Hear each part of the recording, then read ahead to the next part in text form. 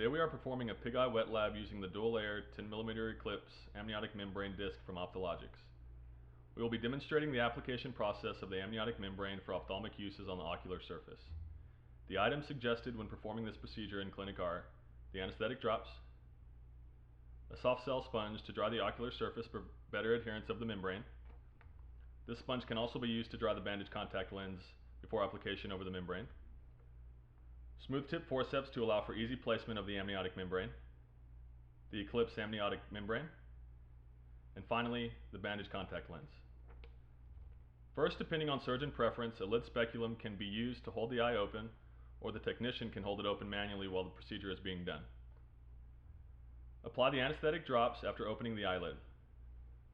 After applying the drops, have the technician or surgeon use the soft cell sponge to dry the ocular surface. Also have the technician dry out the bandage contact lens with the soft cell sponge. Both of these steps are extremely important as this will make the application of the membrane easier and will ensure adherence to the surgical site. Next, take the Eclipse amniotic membrane pouch and open it for the application process. Only open the pouch when you are ready to place the graft in the eye. Use the smooth tip forceps to grasp the membrane and place it on the surgical site being treated. The Eclipse can be applied in either direction with no orientation issues.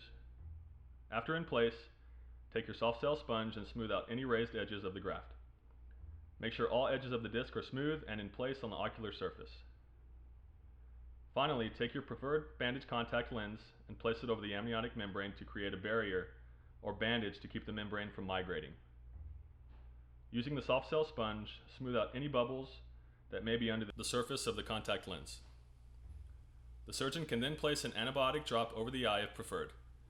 Using this antibiotic drop will not affect the properties or healing process of the amniotic membrane.